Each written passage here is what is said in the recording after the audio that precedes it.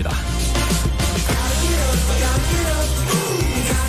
이번에는 총선 얘기 해보겠습니다.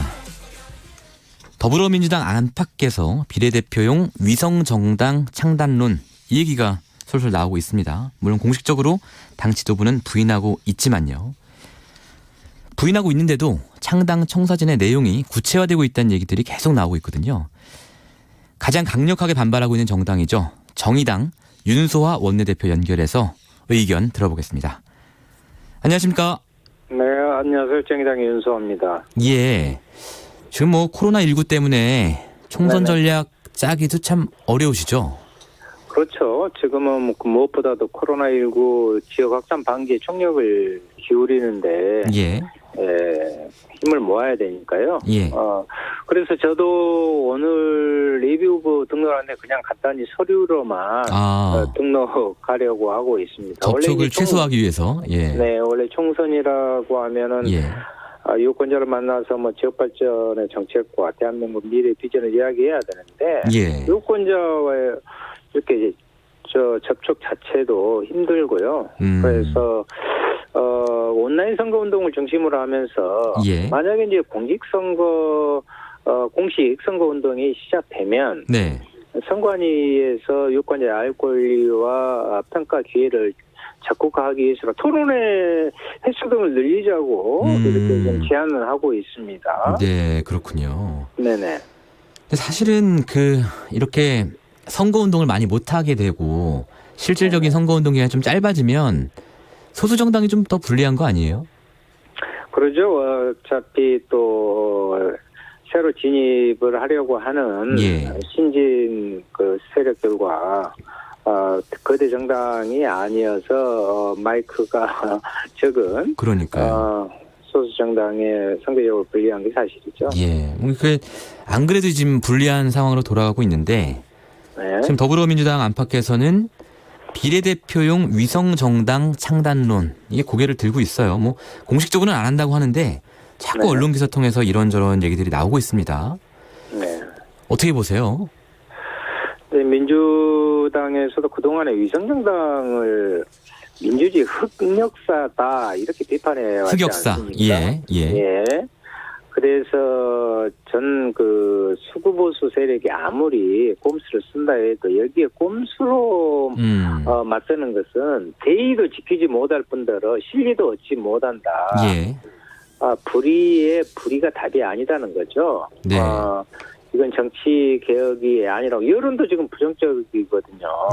민주당 지도부는 이런 문제의식을 잘 알고 계실 거라고 봅니다. 예. 그런데 계속 일각에서 어쨌든 선거는 이기고 봐야 된다. 이번 선거에서 만약에 민주당이 지면 문재인 정권 후반기 입법개혁 다 물 건너가고 레임덕 오고 결국은 모두가 심지어 정의당조차도 피해를 입을 것이기 때문에 꼼수는 꼼수더라도 이번 한 번은 어떻게 좀 해보자 이런 움직임이 있는 건 사실이잖아요. 물론 이번 선거법 개정이 이루어진 데는 민주당이 그동안의 기득권을 일부 포기했기 때문에 가능했고요. 그래서 이제 우리가 개혁의 부분을 계속적으로 진행을 해 나가는 데 있어서 하나의 중심이 정치개혁이라는 데 동의를 한 거 아니겠어요? 그럼에도 불구하고 이제 말씀하신 그런 우려가 있을 것이라고는 생각합니다. 그런데 이제 이를 극복하기 위해서는 비례 정당을 같이 만드는 것보다는 국민의 집단적인 지성과 또 합리적인 판단을 믿고 가야죠. 그랬을 때는 저는 가능한 방법이 있다고 봅니다. 뭡니까? 정도를 벗어나는 정치공학은 정치인들에게만 우선되는 계산일 뿐이죠. 오히려 국민의 힘을 모으는 때는 역작용으로 작용할 수도 있어요. 그럴까요? 네. 어쨌든 이제 원내 일당을 뺏기면 국회의장도 넘어가고 각 상임위 이런 데서도 굉장히 불리하지 않습니까?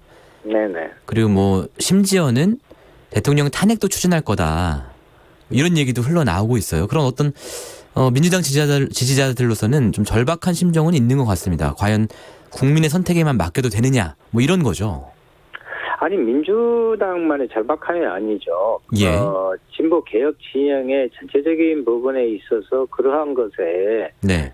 대해서 걱정하지 않는 부분이 어디 있겠습니까? 네. 그런데 과유불급이라고요. 네. 너무 지나치게 그런 방식으로 제기를 하거나 문제의식을 갖는 것 자체가 예. 국민들의 개혁 의지를 오히려 꺾고요. 예. 실제로 상대에게는 네. 대단히 몰연치한 반개혁적인 정치 세력을 고무시키는 그러한 결과도 나올 수 있다. 오히려 이제 왜 일당을 무조건 뺏긴다고 이렇게 생각하고 네. 과반을 얻지 못하고 뭐 대통령 그것은 그 자유한국당 세력 예.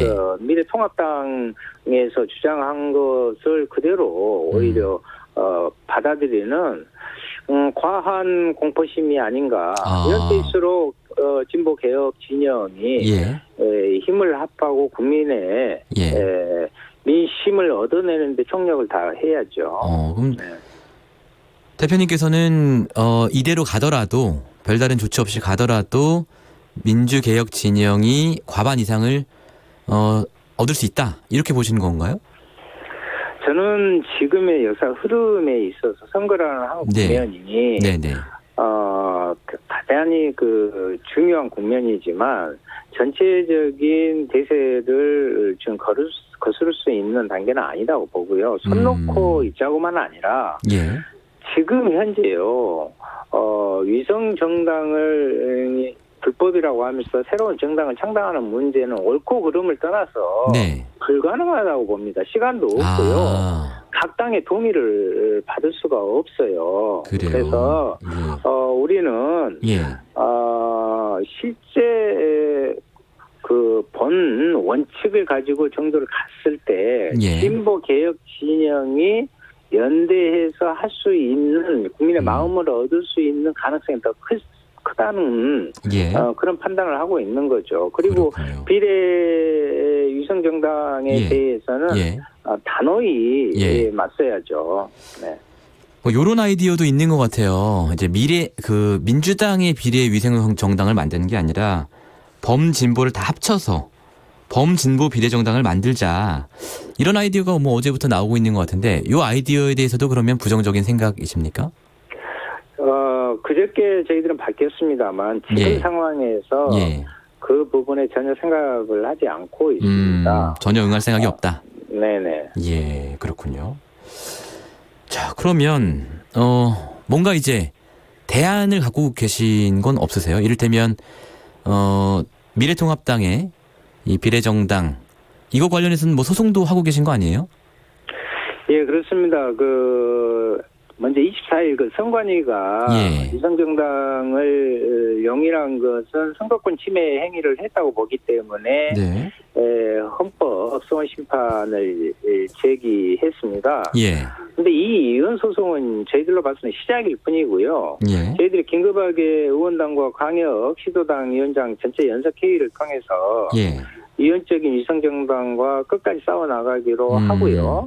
아마 이것이 위법적인 사례가 난무할 수밖에 없는데 여기에 대해서 구체적이고 엄정한 대응을 해나갈 것을 결의하고 위성정당 해체에 대해서 국민께 적극 알리고 호소해 나가기로 했습니다. 네. 현실적으로는 총선 전까지 이 위성정당 미래한국당이죠. 이 미래한국당을 정말로 지금 말씀하신 것처럼 해체할 수 있는 어떤 가능성이 조금이라도 있는 겁니까? 원래는 선관위 자체가 대단히 소극적이고 보수적으로 해석을 해서 이런 사태를 만드는 조치였다고 이렇게 봅니다. 이것은 헌법 자체를 유리는 하는 자유한국당의 꼼수 아니었어요. 그럼 거기에 대한 것을 엄정하게 대처해야 됐는데 그렇지 못했다는 것이 또 하나의 원인으로 작용하고 있는데요. 이건 지나가 버린 일이고요. 네네. 그래서 저희들은 아까 말씀드린 대로 구체적인 부분에 있어서 계속적인 법률적 대응만 아니라 국민행동으로 만들어낼 것이고요. 또 하나는 진보와 개혁에 연대로 승리할 수 있는 부분은 네. 원칙을 지키면서도 승리할 방안을 네. 저희들도 대비를 하고 있습니다. 그러니까 그 미래한국당을 해체시키지 못하더라도 네. 이 상태로 선거를 치르더라도 승리할 수 있는 방안이 있다. 이런 말씀이세요? 네. 그 승리할 수 있는 방안이 뭡니까? 그러니까 자꾸 구체적인 말씀을 원하시는 것 같은데요. 지금은 나쁜 정치에 나쁜 방법으로 대하는 것은 국민들의 마음을 더 떠나게 한다는 것을 1차적으로 좀 살펴야 될 것 같아요.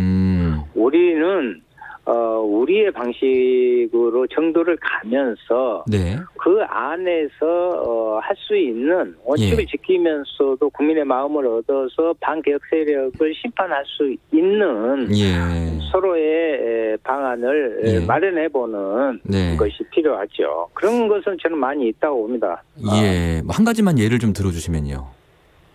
그 부분을 좀 구체적으로 말씀을 드리기는 좀 약간 보관이 있으신 거군요. 그러니까. 알겠습니다. 이 비례정당, 위성 비례정당 문제를 제외하고요. 정의당의 어떤 총선 전략에 대해서 좀 여쭙고 싶어요. 지금 굉장히 이제 구도 자체가요.